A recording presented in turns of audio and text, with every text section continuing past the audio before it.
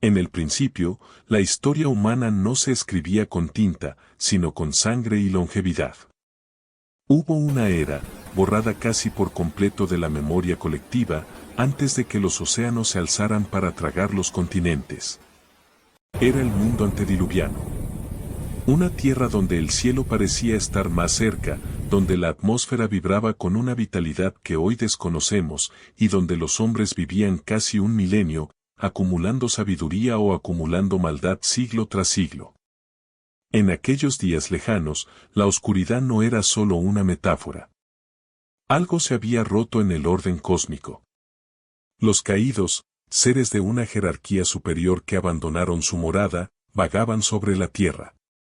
La civilización florecía con una tecnología prohibida y una violencia brutal. Las ciudades de los hijos de Caín se alzaban orgullosas, resonando con el ruido del hierro forjado y la música de la seducción. Todo era poder. Todo era conquista. Todo era ruido. Pero en medio de ese estruendo, en una generación donde la santidad parecía una lengua muerta, una luz solitaria brillaba en lo oscuro. Él era Enoc. Su nombre, Hanoch en la lengua antigua, era una profecía en sí mismo. Significaba consagrado, iniciado o el que enseña. Mientras sus contemporáneos eran iniciados en las artes de la guerra y la hechicería, él fue iniciado en los misterios del silencio. Enoc no era un ser sobrenatural. Era hijo de Jared, nacido en la séptima generación desde Adán. El número 7 no es coincidencia, en la matemática de Dios, representa la plenitud. Si Adán fue el origen y Lamec, del linaje de Caín, fue la séptima generación de la maldad pura, Enoc se alzó como el contrapeso perfecto, la séptima generación de la justicia. Desde su juventud, su corazón latía con un anhelo que el mundo no podía satisfacer. Miraba las grandes ciudades amuralladas y sentía un vacío. Escuchaba a los sabios de su tiempo hablar de conquistas y poder, y sentía náuseas espirituales. En una época plagada de sombras, donde los hombres comenzaban a adorar a las criaturas en lugar del Creador, Dios puso su mirada sobre él. ¿Cómo era la vida de Enoc? La Escritura nos dice poco, pero ese poco es un abismo de significado. Nos dice que vivió. Era un hombre de familia, padre de Matusalén, esposo, trabajador de la tierra. No se retiró a un monasterio, porque no existían. No huyó al desierto para escapar de la humanidad.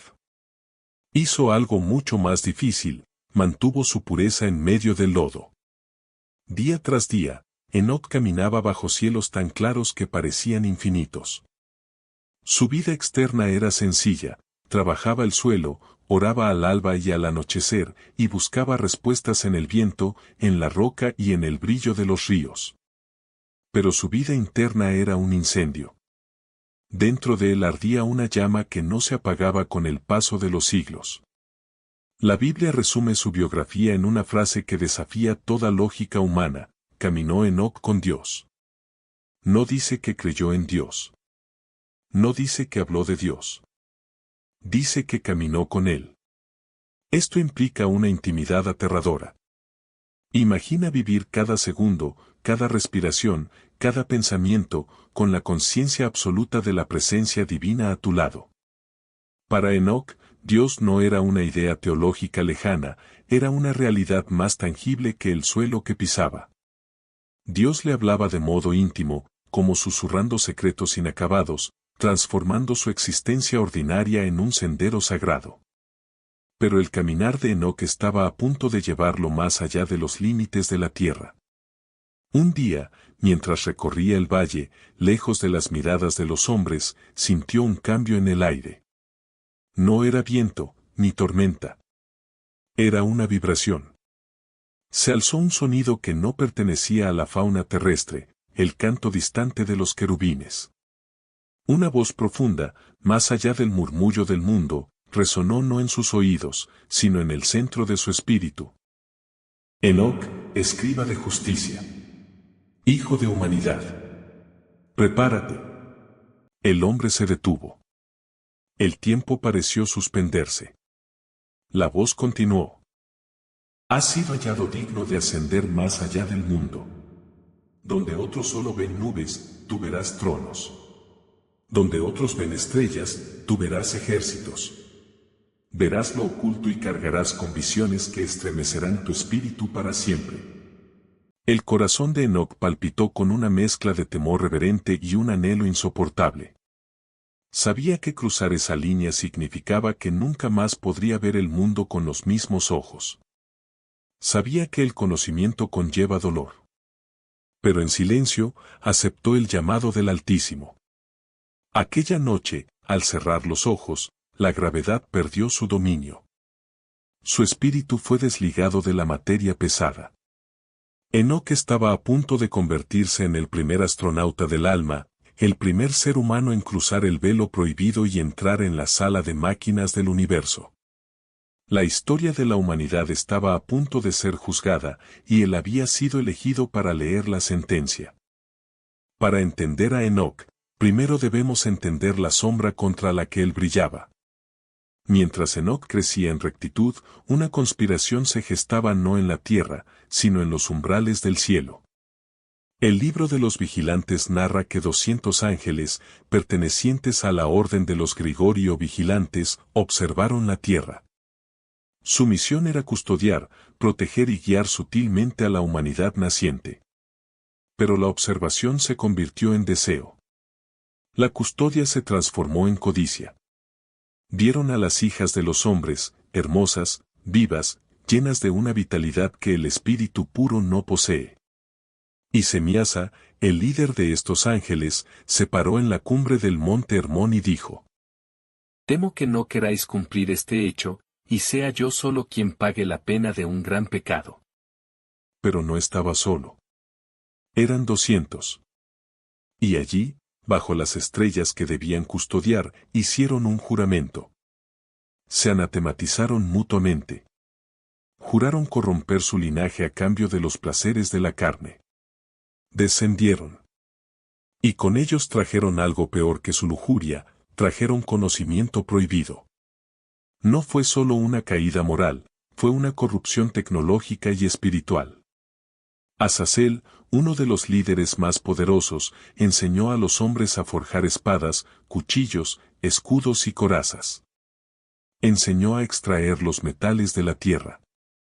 Antes de Azazel, el hombre conocía la herramienta, después de Azazel, conoció la guerra industrializada. Pero no se detuvo allí. Enseñó a las mujeres el arte de los cosméticos, el uso de antimonio para embellecer los párpados, el uso de piedras preciosas y tinturas. No por belleza, sino por seducción y vanidad. El propósito era que el ser humano se olvidara de su alma y se obsesionara con su imagen.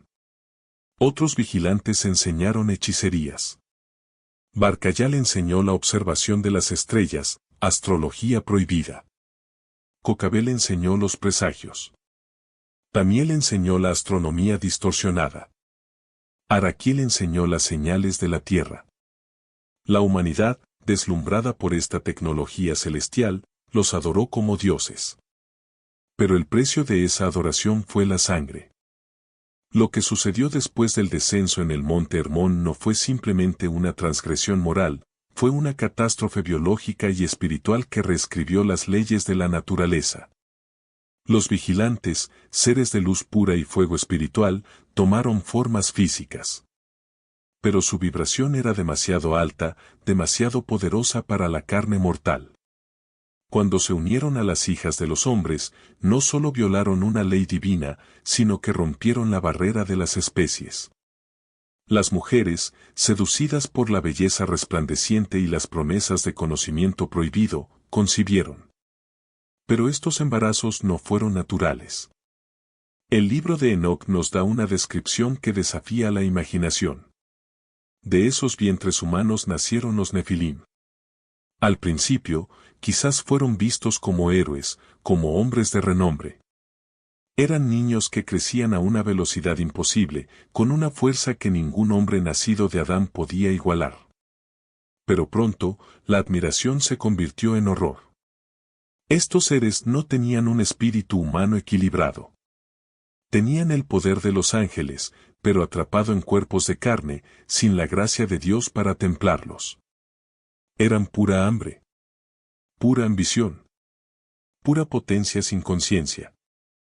El texto de Enoc describe su estatura como de 3000 codos.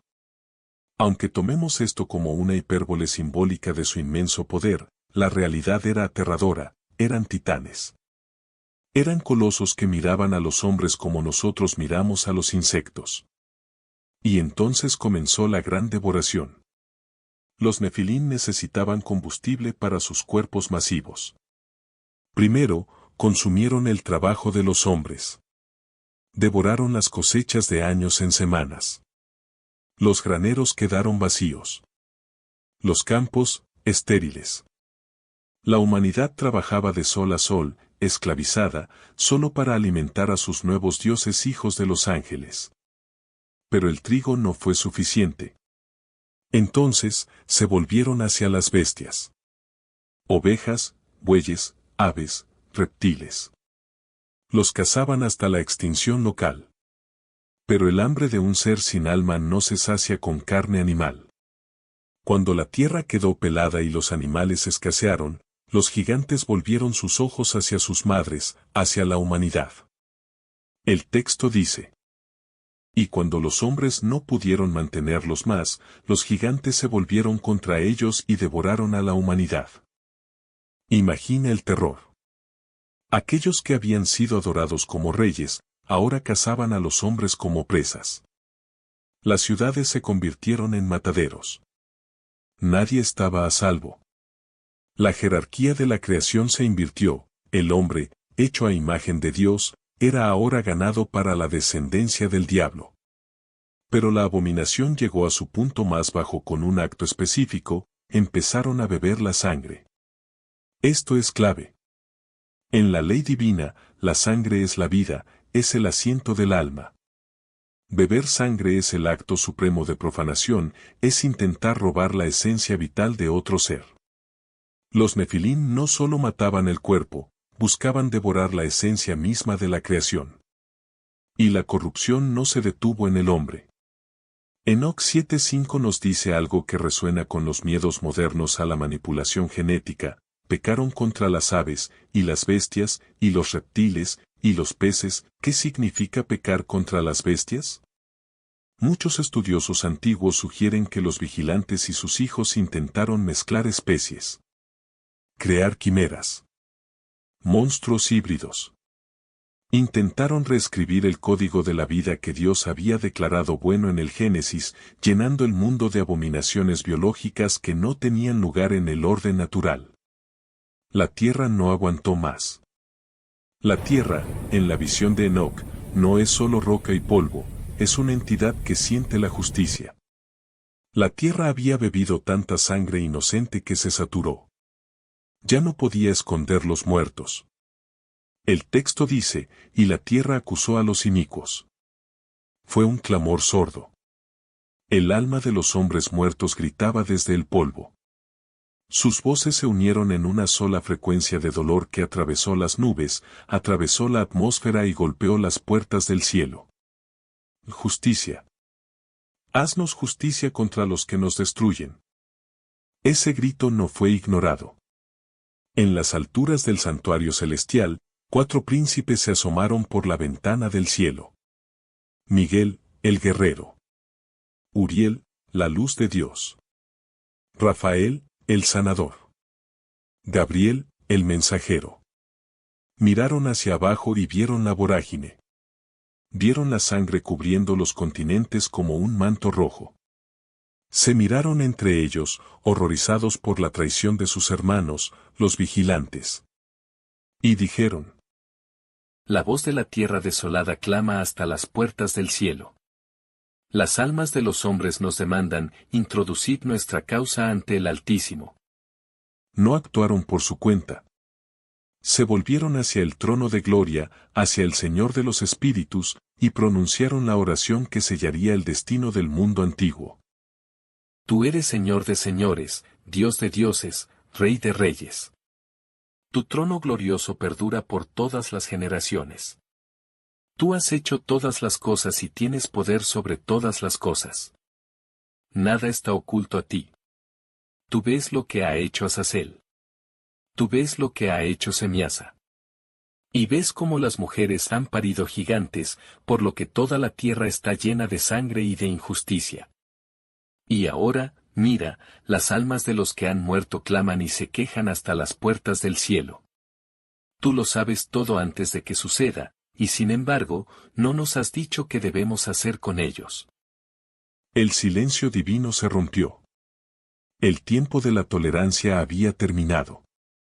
Dios no enviaría una negociación. No enviaría una tregua. Enviaría un diluvio para lavar la sangre. Y enviaría a Enoc para dictar la sentencia. El escenario estaba listo. La guerra entre la simiente de la serpiente y los hijos de Dios había comenzado.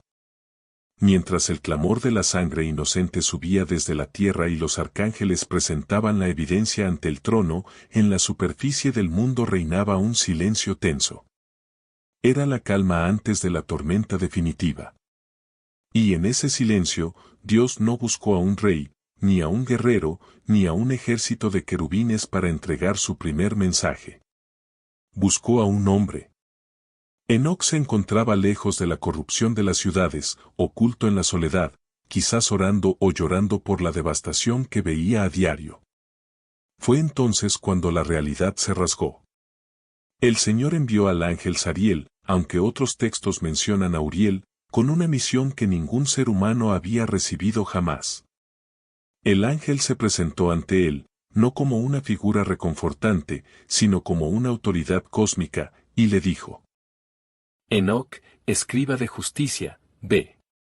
No te escondas más.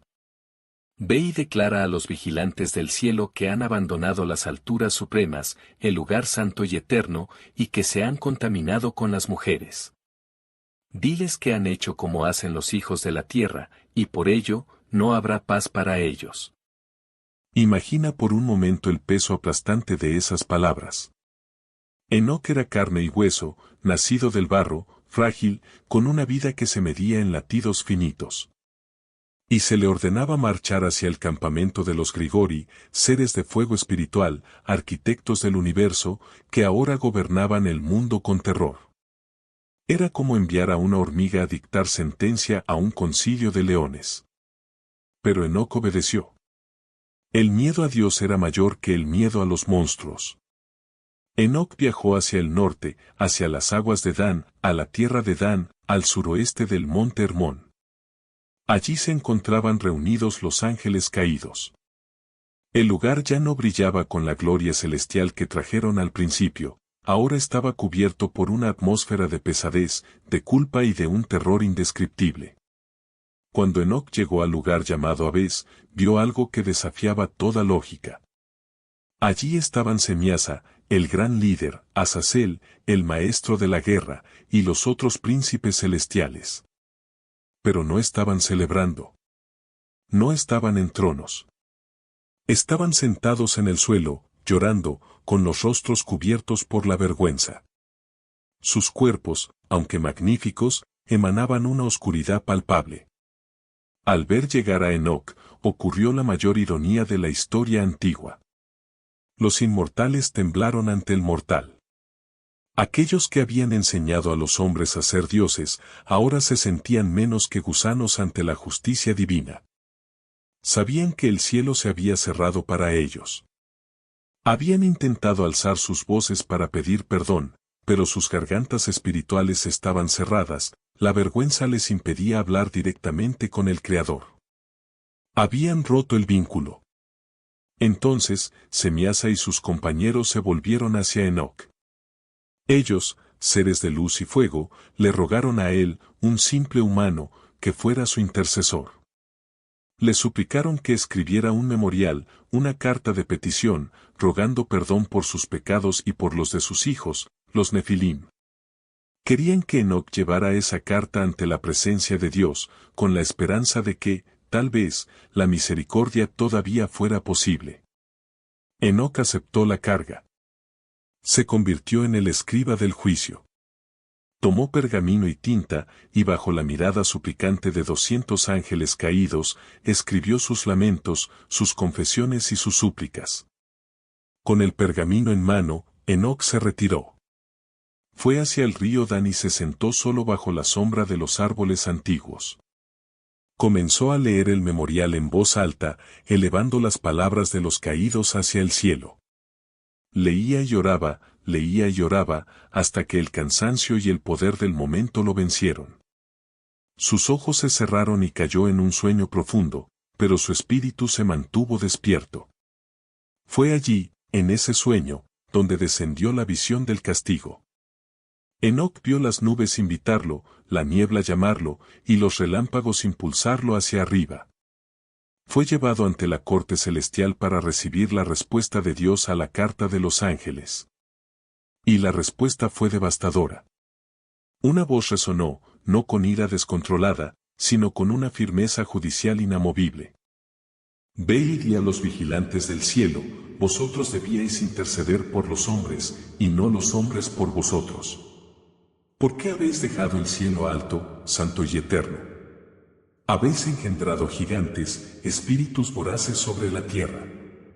Por lo tanto, no habrá paz para vosotros. No habrá perdón. El veredicto contenía dos castigos terribles.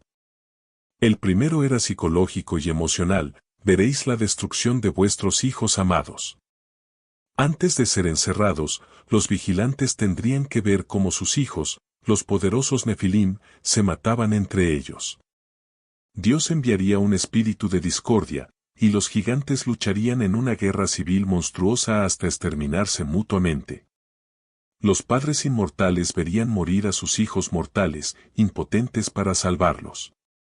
El segundo castigo era eterno, y después, seréis atados bajo las colinas de la tierra por 70 generaciones, hasta el día del juicio final, donde seréis arrojados al abismo de fuego para siempre. Enoc despertó. El peso del mensaje que debía entregar era abrumador.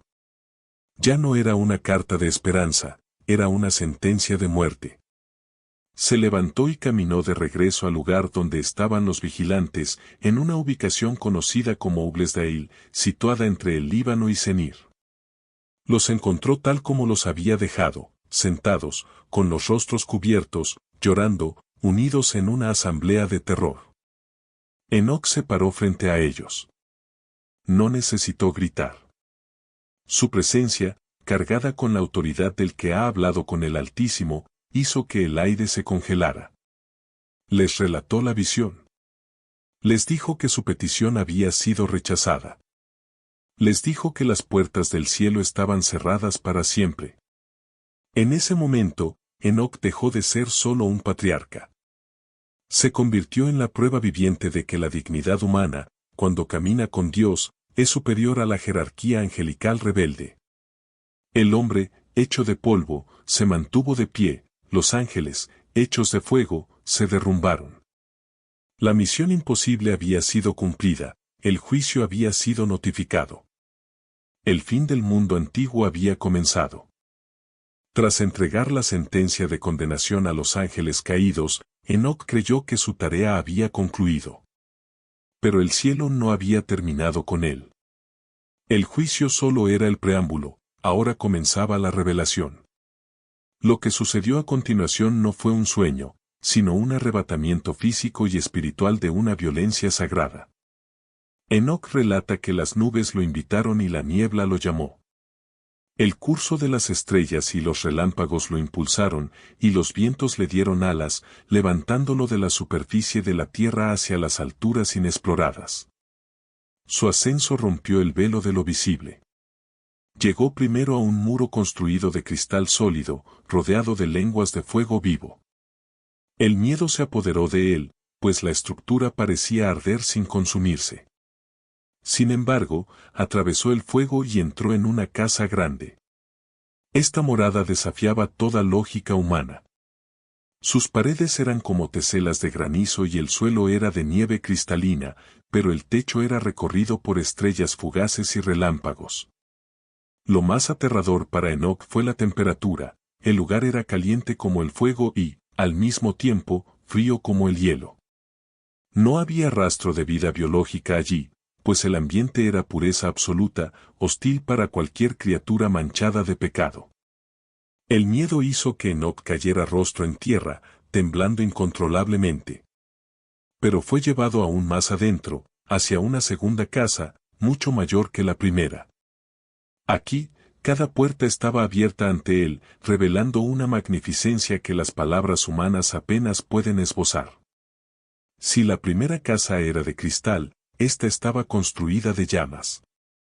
El suelo era fuego, las paredes eran fuego, y el techo era un estallido de luces estelares. Y en el centro de esa inmensidad, vio el trono alto. Su apariencia era como de cristal de hielo, y sus ruedas brillaban como el sol resplandeciente. De debajo del trono brotaban ríos de fuego llameante, tan intensos que Enoc tuvo que desviar la mirada para no quedar ciego. Allí estaba sentada la gran gloria. Su vestidura era más brillante que el sol y más blanca que cualquier nieve virgen. Ningún ángel, por poderoso que fuera, podía entrar en ese recinto ni mirar directamente su rostro debido a la magnificencia de la luz. La carne mortal no debería haber sobrevivido allí. Sin embargo, el Señor llamó a Enoc con su propia boca y le dijo: «Acércate, Enoc, y escucha mi palabra santa». Fue levantado y llevado hasta la puerta misma, mirando hacia abajo, no como un igual, sino como un testigo privilegiado de la maquinaria de la existencia.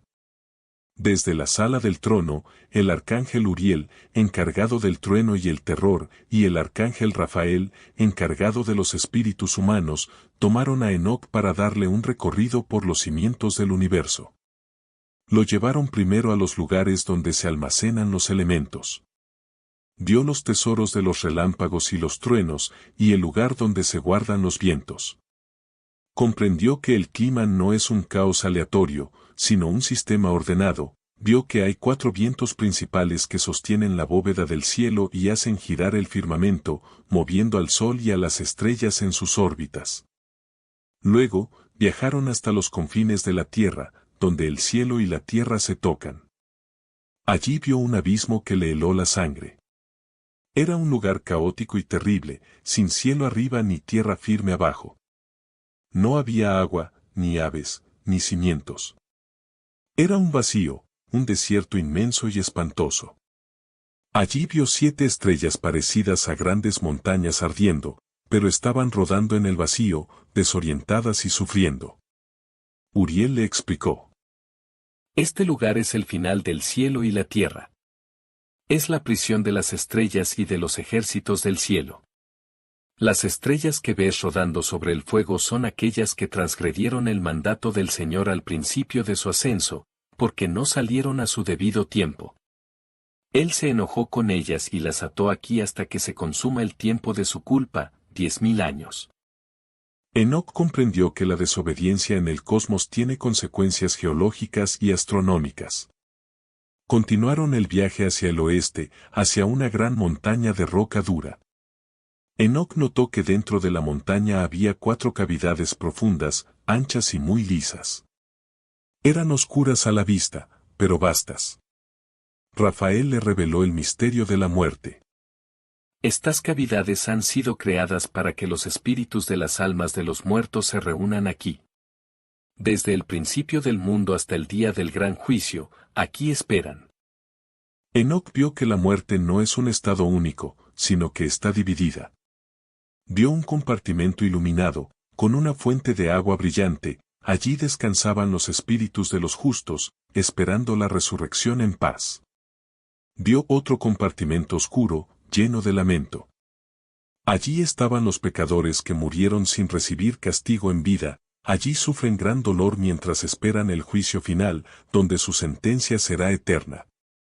Y vio un lugar para aquellos que fueron asesinados injustamente, cuyas almas claman venganza, como la sangre de Abel, persiguiendo a sus asesinos desde el más allá. Finalmente, fue llevado a un lugar de belleza sobrecogedora. Vio 7 montañas magníficas, todas diferentes, hechas de piedras preciosas. 3 hacia el este y 3 hacia el sur, y una montaña en el medio que sobrepasaba a todas, alzándose como el asiento de un rey, hecha de alabastro, y su cumbre de zafiro. Alrededor de esta montaña había árboles fragantes, pero uno en particular capturó los sentidos de Enoc. Tenía una fragancia que jamás había olido, sus hojas y flores nunca se marchitaban y su fruto era hermoso, como racimos de dátiles. Enoc, maravillado, preguntó: ¿Qué es este árbol tan hermoso? El arcángel Miguel, líder de los ejércitos celestiales, le respondió con solemnidad: Esta montaña alta que has visto, cuya cima es como el trono del Señor, es su trono, donde se sentará el santo y grande, Señor de gloria, cuando descienda a visitar la tierra con bondad. Y en cuanto a este árbol fragante, a ningún mortal se le permite tocarlo hasta el gran juicio. Cuando todo sea vengado y consumado para siempre, este fruto será dado a los justos y humildes. Su fragancia estará en sus huesos, y vivirán una larga vida en la tierra, tal como la vivieron tus padres, y en sus días no habrá dolor, ni plaga, ni tormento, ni calamidad. Enoc miró el árbol prohibido, el árbol de la vida, y bendijo al Señor de gloria. Entendió que el universo tenía prisiones de fuego para los rebeldes, pero también jardines de zafiro reservados para los fieles. Había visto el principio y el fin, el abismo y la cumbre, la condena y la promesa. Su mente humana se expandió para contener la geografía de Dios. Habiendo descendido a los abismos del Seol y ascendido a la montaña de Dios, la educación de Enoc dio un giro inesperado. Dejó de mirar a los seres morales para mirar la estructura misma de la realidad física.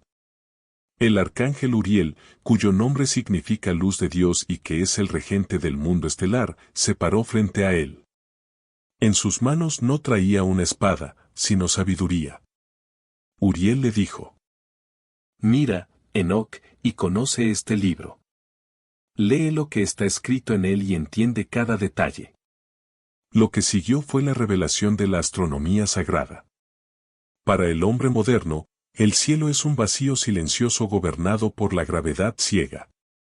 Para Enoc, el cielo se reveló como un templo de precisión absoluta, donde cada movimiento es un acto de adoración y obediencia. Uriel lo llevó a los extremos del oriente, al borde mismo del horizonte visible. Allí, Enoc vio lo que ningún ojo humano había percibido jamás: las puertas del cielo. No eran metáforas. Eran aberturas reales, portales dimensionales en el firmamento a través de los cuales las luminarias entran y salen. Vio 6 grandes portales en el este y 6 grandes portales en el oeste. Enoc observó el misterio del sol. No era una bola de fuego errante, sino un luminar mayor guiado por el viento y el decreto divino. Vio cómo el sol se levanta por el cuarto portal durante 30 días, marcando el inicio de la primavera, y cómo, mes a mes, se desplaza hacia el quinto y el sexto portal, alargando los días y trayendo el calor del verano. Luego, con una precisión matemática, el sol retrocede hacia los portales primero, segundo y tercero, trayendo el invierno y acortando la luz. Enoc vio el carro del sol. Vio cómo el viento sopla para impulsarlo y cómo, al finalizar su recorrido en el oeste, el sol no descansa, sino que viaja por el norte, oculto a la vista, para regresar al oriente y cumplir su mandato nuevamente. Uriel le explicó: Este es el orden. El sol no se detiene, no se cansa y, lo más importante, no desobedece.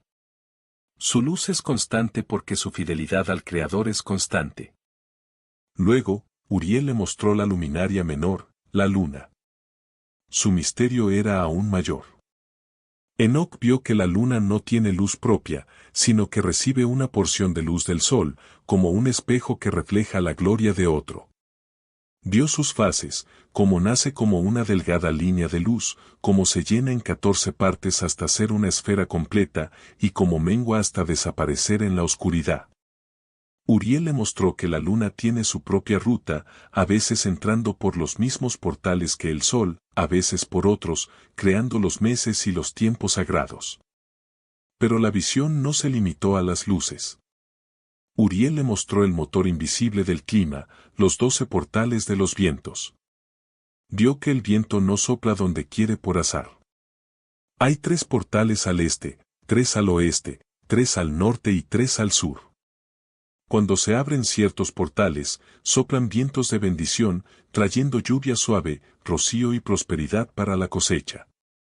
Pero cuando se abren los portales de la violencia, salen vientos de destrucción, heladas, langostas y sequía.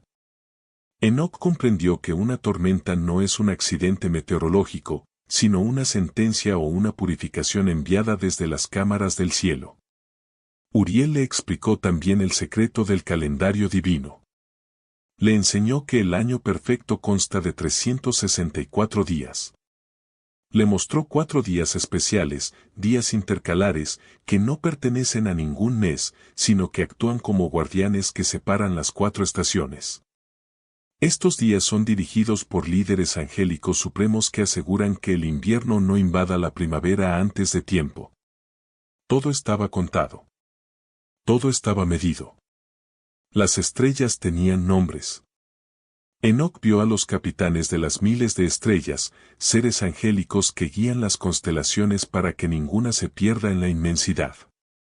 Sin embargo, en medio de esta visión de orden perfecto, Uriel soltó una profecía oscura, una advertencia que resonaría hasta el final de los tiempos.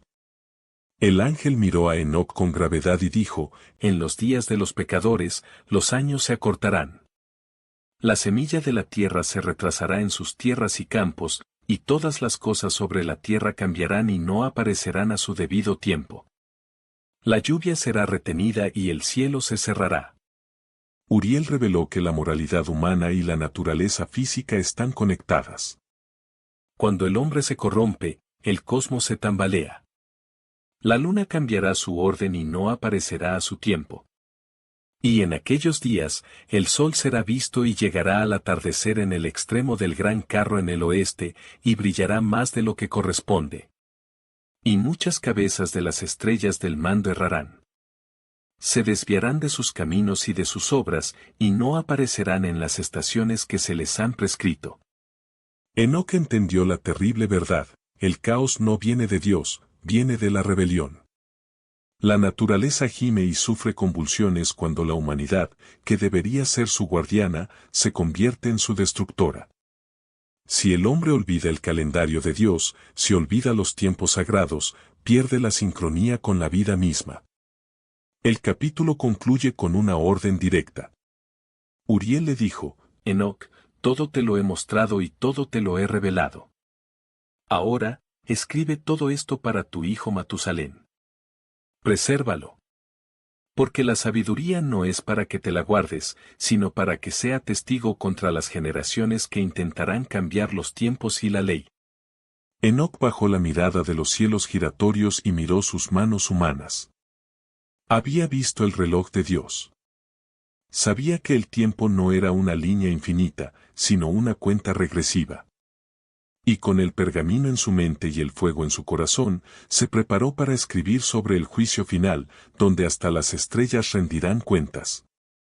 Hasta este momento, Enoc había sido un testigo de la creación, había visto montañas, abismos, estrellas y vientos. Pero el Señor de los Espíritus tenía reservada la revelación final, aquella que no trataba sobre cómo funciona el universo, sino sobre cómo terminará la historia.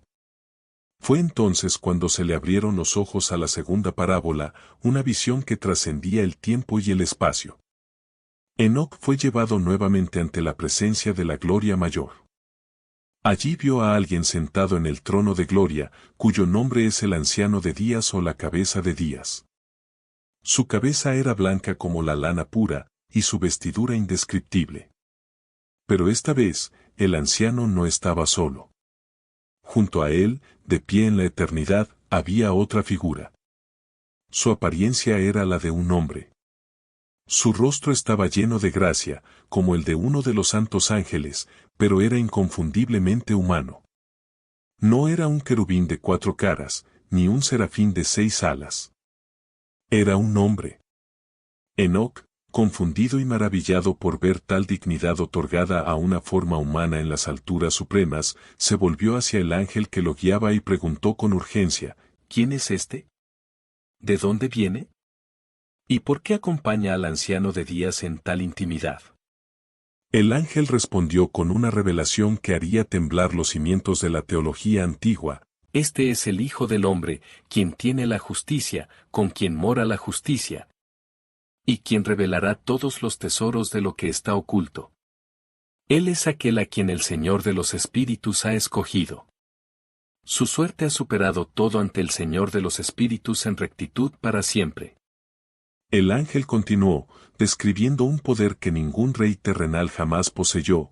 Este Hijo del Hombre que has visto levantará a los reyes y a los poderosos de sus asientos, y a los fuertes de sus tronos. Él desatará los lomos de los fuertes y romperá los dientes de los pecadores.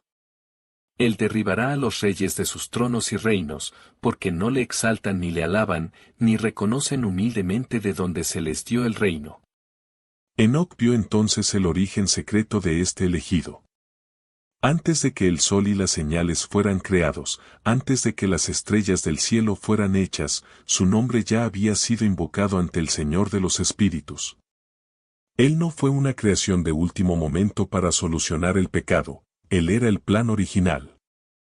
El ángel le dijo, Él será un báculo para los justos, para que se apoyen en él y no caigan.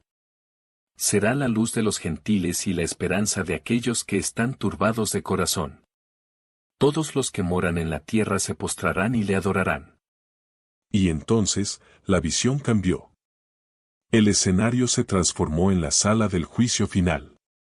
Enoc vio el día en que la paciencia de Dios se agota. Vio a los reyes de la tierra, a los terratenientes, a los que poseían el oro y la plata, y a los que oprimieron al pobre confiando en su poder. Ese día, sus rostros se llenaron de terror. Al levantar la vista y ver al Hijo del Hombre sentado en el trono de gloria, el dolor se apoderó de ellos como el de una mujer en parto. Enoc escuchó sus gritos. Aquellos que en la tierra eran intocables, ahora suplicaban. Dijeron, danos un poco de descanso, para que podamos encontrar misericordia. Ojalá hubiéramos sabido que Él era el verdadero Rey. Confesaron sus pecados ante el universo, nuestra vida fue vanidad.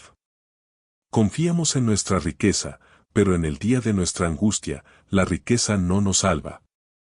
Ahora vemos que la luz está con el elegido. Pero la respuesta del cielo fue un silencio aterrador. El tiempo del arrepentimiento había pasado, había llegado el tiempo de la retribución. Enoc vio cómo los ángeles de castigo tomaban a estos reyes poderosos y los entregaban a las tinieblas, no por ser ricos, sino por haber negado el nombre del Señor de los Espíritus y haber perseguido a sus congregaciones. El contraste final fue sublime. Mientras los poderosos eran arrastrados, Enoc vio a los justos y a los elegidos. No tenían miedo. El texto dice, y el Señor de los Espíritus morará sobre ellos, y con ese Hijo del Hombre comerán, y se acostarán y se levantarán por los siglos de los siglos. Vio que los justos recibían vestiduras de gloria y vestiduras de vida que no envejecerían jamás. Enoc comprendió que la historia humana no es un ciclo infinito de opresión donde el fuerte devora al débil para siempre. Hay un punto final. Hay un juez que tiene rostro humano pero autoridad divina. La visión terminó con Enoc sobrecogido, sabiendo que el universo tiene un rey oculto, esperando el momento preciso para rasgar el cielo y reclamar lo que es suyo. Y aunque en la tierra los malvados parecían ganar, en la visión de Enoc, su derrota ya estaba escrita en piedra y fuego. Enoc había vivido 365 años. Para los hombres de su época, que vivían casi un milenio, Enoc se fue joven. Pero su vida no se midió en duración, sino en intensidad. 365 años, un número solar perfecto, un ciclo completo. Su existencia misma se había convertido en un calendario sincronizado con el cielo. Después de sus visiones, Enoc ya no pertenecía completamente a este mundo. Caminaba entre los hombres, comía, dormía y hablaba, pero sus ojos siempre parecían estar enfocando algo que estaba más allá del horizonte. Era un extranjero en su propia casa. La tierra, con su gravedad pesada y su aire denso por el pecado, se había vuelto una jaula pequeña para un alma que había probado la libertad de las galaxias. Llegó el día señalado. No hubo enfermedad, no hubo decaimiento, no hubo agonía en un lecho de muerte. Hubo, en cambio, una visita. Enoc se encontraba solo en su habitación, orando, cuando la atmósfera cambió repentinamente. No fue una visión mental esta vez, fue una intrusión física. El techo de su habitación pareció disolverse en luz. Descendieron dos seres. El libro de los secretos de Enoc los describe con un detalle aterrador y glorioso, y aparecieron ante mí dos hombres, muy altos, como nunca había visto en la tierra. Sus rostros brillaban como el sol, sus ojos eran como antorchas encendidas y de sus bocas salía fuego. Sus alas eran más brillantes que el oro y sus manos más blancas que la nieve. Se pararon a la cabecera de Enoc y lo llamaron por su nombre. Él se levantó y se inclinó ante ellos, con el rostro pálido por el temor reverente. Los ángeles le dijeron: Ten ánimo, Enoc, no temas. El Dios eterno nos ha enviado a ti. Hoy ascenderás con nosotros al cielo. Ve y da instrucciones a tus hijos y a los de tu casa. Diles que no te busquen hasta que el Señor te devuelva a ellos o te guarde para siempre. Enoc salió de la habitación y llamó a sus hijos, Matusalén y Regín, y a los ancianos del pueblo. La escena fue solemne. No era un funeral, era una despedida de estado. Enoc los miró y les entregó su testamento final. No les dejó oro ni tierras. Les dejó los libros. Escuchad, hijos míos, Dijo con voz firme. no améis la plata ni el oro, no pongáis vuestra confianza en la fuerza de los caballos ni en la multitud de los sirvientes. Todo eso perecerá. Guardad vuestras almas de toda injusticia. He escrito en estos libros todo lo que vi. Entregadlos a las generaciones venideras, porque vendrán días de oscuridad donde estas palabras serán la única luz. Besó a sus hijos. Matusalén, sintiendo que era el final, lloró. Pero Enoc estaba sereno. Había paz en su rostro, la paz de quien sabe a dónde va. Entonces, sucedió. Delante de los testigos, una oscuridad sobrenatural cubrió el lugar, y dentro de la oscuridad, una luz. Los vientos comenzaron a girar. La gravedad soltó su dominio sobre el cuerpo del profeta. Fue levantado. No como un espíritu que abandona un cadáver, sino en cuerpo y alma. Sus pies se despegaron del suelo que había cultivado. Fue llevado en las alas del viento, subiendo más rápido que el águila, atravesando las nubes, rompiendo la barrera del cielo. Enoc pasó nuevamente por los cielos que ya conocía. Saludó a los guardianes del primer cielo, pasó las prisiones del segundo, cruzó el paraíso del tercero. Pero esta vez no se detuvo. Subió más alto. Llegó al 10º cielo, según la tradición de dos Enoc, al Arabot, la morada final de la presencia divina. Allí, ante el trono de gloria, ocurrió la transformación final. El arcángel Miguel, el príncipe de la presencia, se adelantó por orden del Señor. Dios dijo, que Enoc se acerque y esté a mi izquierda con Gabriel. Y luego ordenó a Miguel, quita a Enoc sus vestiduras terrenales, úngelo con mi aceite dulce y vístelo con las vestiduras de mi gloria. Miguel obedeció. Le quitó las ropas tejidas por hombres, las ropas que olían a polvo y sudor. Luego lo ungió. El aceite era brillante, con la apariencia de un rocío grande, y su fragancia era como la mirra, resplandeciente como los rayos del sol. En el momento en que el aceite tocó la piel de Enoc, la metamorfosis ocurrió. Enoc relata, y me miré a mí mismo, y fui como uno de sus gloriosos seres, y no hubo diferencia. Su carne corruptible fue consumida por la gloria y reemplazada por sustancia de luz. Sus venas ya no llevaban sangre, sino fuego divino. Sus huesos se volvieron cristal viviente. El hombre Enoc dejó de ser biológico y se convirtió en celestial. Había vencido a la muerte no por escapar de ella, sino por ser tragado por la vida. Mientras tanto, en la tierra, la confusión reinaba. Matusalén y sus hermanos buscaron a Enoc. Subieron a las colinas, miraron en los valles, preguntaron en las aldeas. Pero la escritura cierra el misterio con una frase corta y contundente, y no fue hallado, porque lo traspuso Dios. No había tumba. No había cuerpo. No había reliquias. Enoc se convirtió en el primer ser humano en entrar físicamente en la eternidad, dejando atrás un mundo que corría hacia el desastre y marcando el camino para una esperanza futura, que la muerte no es el final inevitable. Y que el destino del hombre no es el polvo, sino la gloria. Enoc había partido. El mundo se quedó sin su profeta, y el silencio de Dios parecía haberse asentado sobre la tierra. Sin embargo, la oscuridad en los valles de los hombres crecía día a día. Los gigantes seguían devorando, la violencia se multiplicaba y la sangre manchaba cada rincón de la creación. Fue en este tiempo de desesperanza que ocurrió un milagro en la casa de Lamec, hijo de Matusalén y nieto de Enoc. La esposa de Lamec quedó embarazada. Pero cuando llegó el día del parto, lo que salió de su vientre no fue un niño común. El libro de Enoc describe el acontecimiento con un detalle que roza lo fantástico. El niño nació y su cuerpo era diferente a cualquier ser humano visto antes. Su carne era blanca como la nieve y roja como la flor de una rosa. Los cabellos de su cabeza eran blancos como la lana pura, y largos y hermosos. Pero lo más aterrador sucedió cuando el niño abrió los ojos. En el instante en que sus párpados se separaron, sus ojos iluminaron toda la casa como si el sol hubiera descendido a la habitación. La oscuridad huyó de las esquinas. La casa entera resplandeció con una luz sobrenatural. Y entonces, siendo apenas un recién nacido, el niño se levantó de las manos de la partera, se puso de pie y abrió su boca para hablar alabanzas al Señor de la justicia.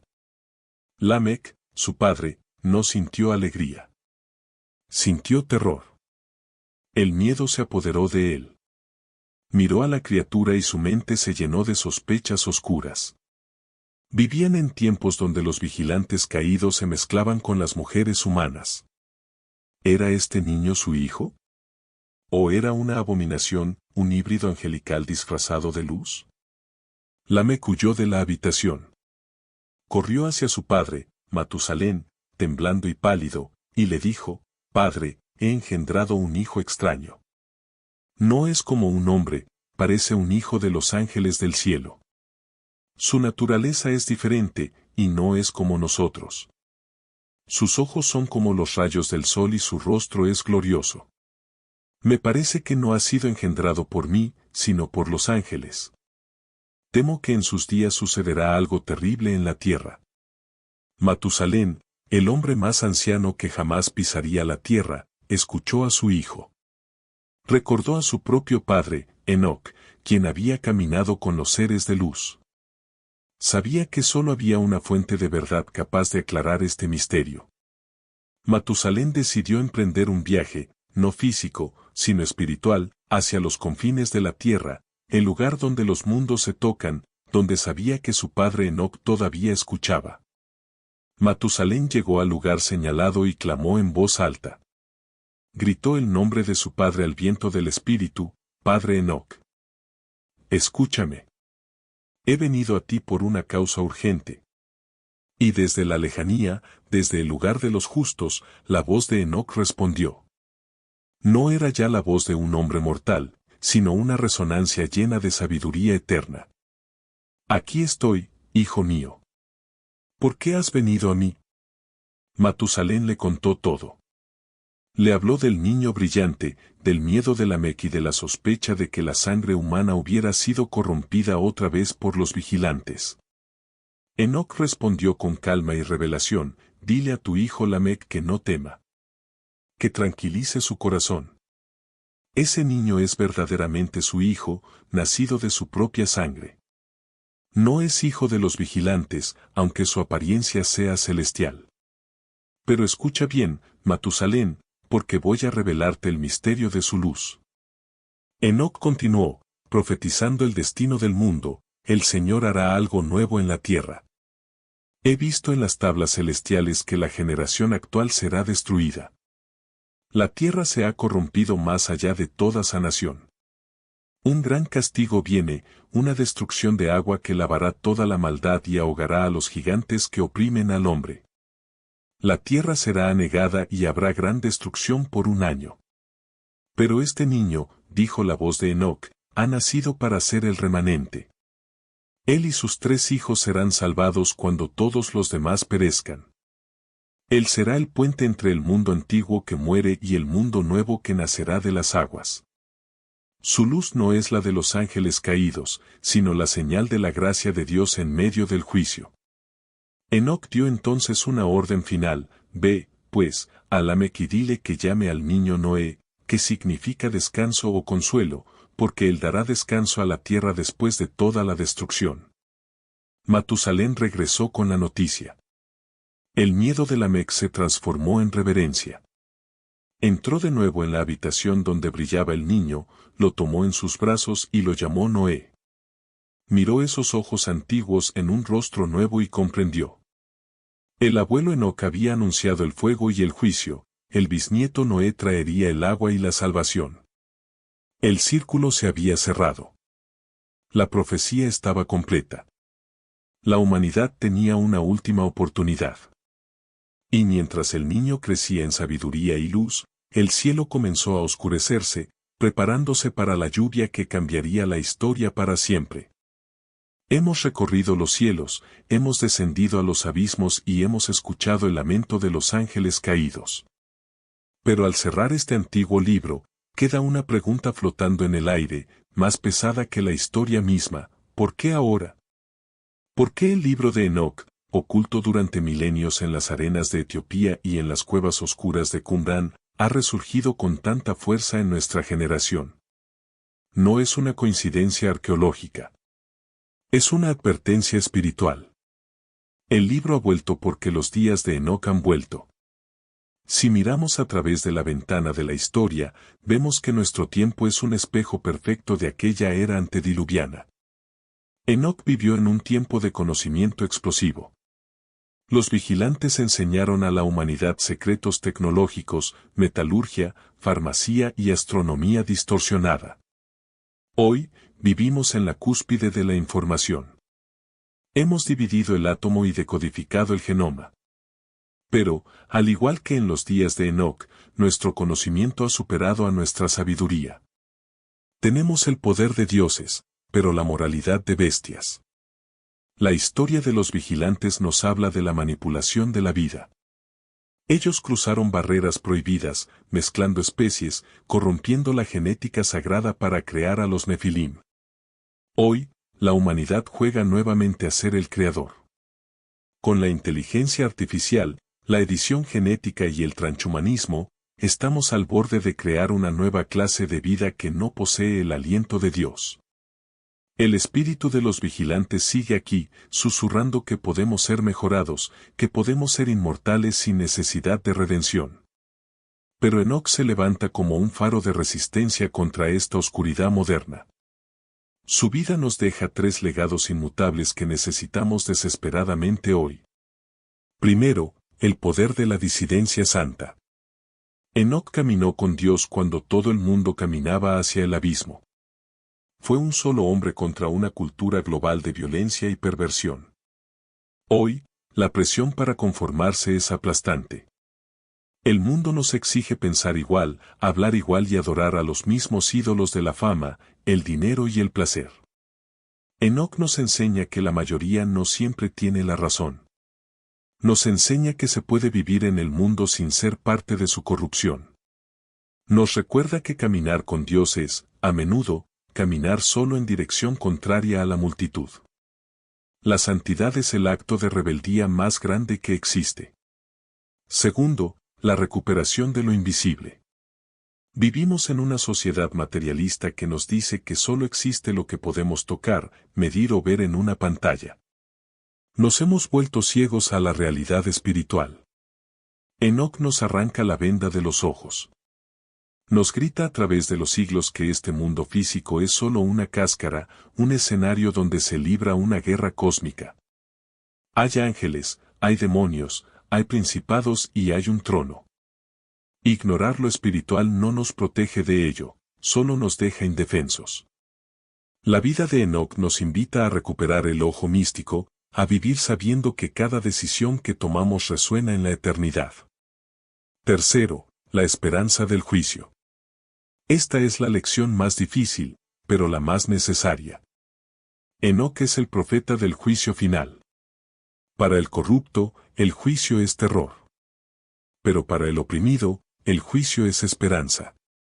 Si no hay juicio, entonces Hitler, Nerón y los vigilantes se salieron con la suya. Si no hay juicio, la sangre de los inocentes no tiene voz. Pero Enoc vio los libros abiertos. Vio al Hijo del Hombre sentado para corregir la historia. Nos asegura que el mal tiene fecha de caducidad. Que la injusticia es temporal, pero la justicia de Dios es eterna. El desafío final, la historia termina donde empezó, con un hombre caminando. Enoc no fue llevado al cielo porque fuera un ángel, ni porque fuera perfecto. Fue llevado porque buscaba a Dios. Fue llevado porque, en medio del ruido de los martillos de guerra y los gritos de los gigantes, él supo guardar silencio para escuchar el susurro divino. Tú, que escuchas esto ahora, vives en tu propia versión de los días de Noé y Enoc. El ruido está aquí. Los gigantes del poder y la tecnología están aquí. La corrupción está aquí. Pero la invitación también está aquí. El cielo no está cerrado. Los portales que vio Enoc siguen respondiendo a la oración. No fuimos creados para vivir, consumir y morir, para ser olvidados bajo la tierra. Fuimos creados con eternidad en el corazón. Fuimos diseñados para ser transformados, para ser vestidos de luz, para caminar entre las estrellas. La pregunta final no es si Dios existe. La pregunta es, ¿estás dispuesto a caminar con Él hasta que la tierra deje de ser tu hogar? Enoc caminó con Dios, y desapareció.